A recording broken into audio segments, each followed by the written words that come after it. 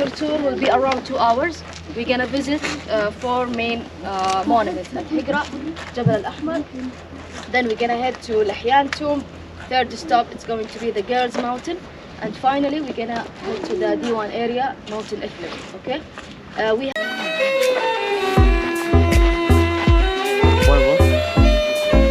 view, there are a string of tombs. We have in this mountain 19 tombs. So we are talking about 19 families, because those are family tombs, by the way. They owned it 2,000 years ago, while they're still alive. And whenever a family member died, they put them inside these tombs. We're talking about Al-Anbat or Nabataeans. Have you heard of the Nabataeans? Or have you visited Petra before? No? Yes. Okay. So the Nabataeans or Al-Anbat, they were ancient Arab Bedouins. Bedouins, of course, their lifestyle is they move around in the desert according to the grass and the water, until the descendants of the Nabataean settled in Jordan, somewhere in Jordan, where is Petra now. And they, with time, they established that city. It became more like a kingdom. Okay, they have like a political system, kings, and.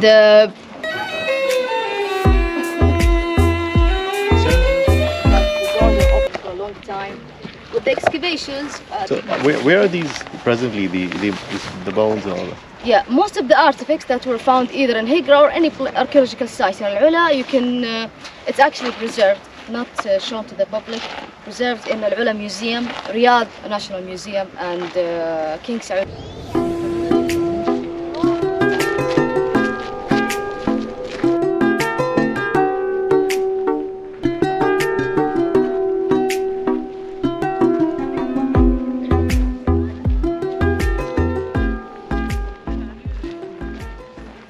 You can see the sign of chisels, hammers, chisels at the lower third of the tomb.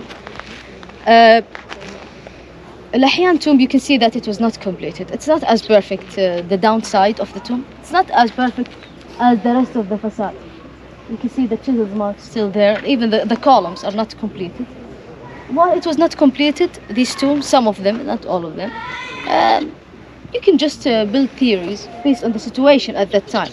They were not a stable kingdom. Of course, they had wars with other civilizations. It might affect their stability in the area. Lihyan tomb, by the way, it's one of Hegra's tombs that were not used. Mostly in the excavations, they found bones inside these tombs. You see the burials where they put the dead ones. You see they found potteries, But in this tomb, they did not find anything. No human remains, no potteries, no artifacts. Was Lihyan, died out. And Lihyan, son of Kuza, was the name that was written in the square, just above the door, or above the eagle. But the difference is that the inscriptions in Hegra, the legal documents, have a full inscription, like many information. But in this tomb, just Lihyan, son of Kuza, took this tomb for himself, with no additional information. The other tombs in Hegra, for example, the next stop, you will see big facade, huge tombs. They even mentioned their job titles or what was their role in the area. We have military leaders, a physician, an astrologist.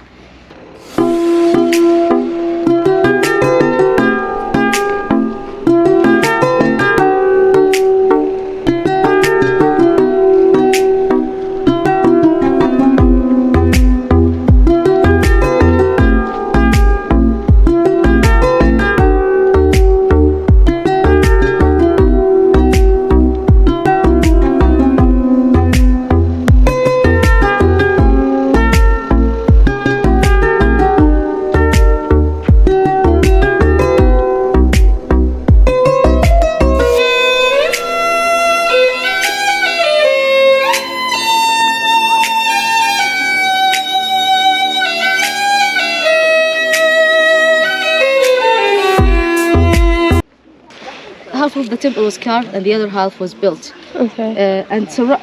So I was standing on the rock, and the picture, like in front of the temple, is the city, like it's surrounding that rock.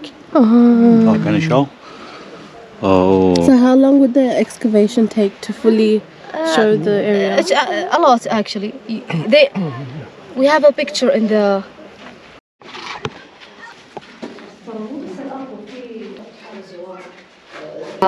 When a person died, okay, according to the skeletons that they found and the cloths that they found in the tombs, the first layer they put wool, okay, and then they put 2 layers of rough linen, and lastly they cover it with leather. They put a mask made of leather as well on the head, over the head, okay. Sometimes, they found potteries, jewelries, these stuff, inside the tombs. We have to treat, in general, in Hegra, there are 3 types of burials. You have this one, okay? They use this, and they use this one. It's a deep hole that we saw, just like the one. Yeah, but because they opened this tomb for the visitors, for your safety, not to fall down, they cover it down.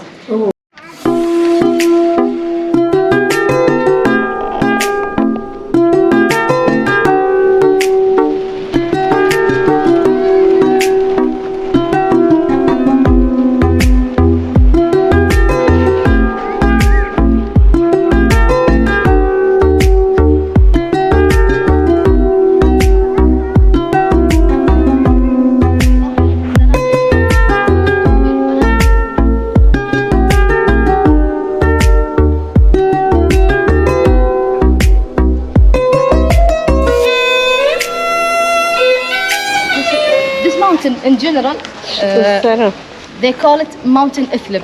Ithlib, it used to be a sacred area for the Nabataean because they carved many niches and shrines dedicated for their deities. For example, maybe you've noticed the thing that we have here. This is just the beginning. It's a memorial carving. And then it goes all the way here in this narrow road. And then you will see many battles inside shrines. And then there is a valley, by the way, behind Mountain Ithlib. It's full of, like there is 50 of these niches and shrines, plus 50 actually.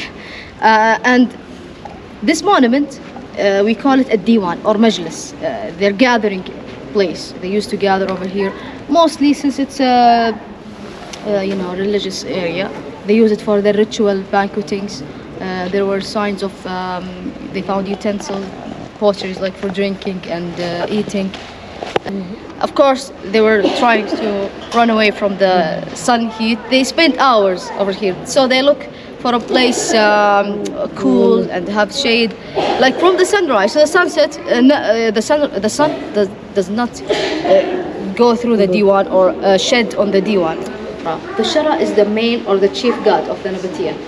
Sometimes in the inscription they mention the Shara as the one that differentiate between the night and day. We have the god of Rab'il II. Rab'il, by the way, it's the last king. He was the last king of the Nabataeans. During his time, the Roman Empire invaded Hegra, first Petra, of course, then they came here.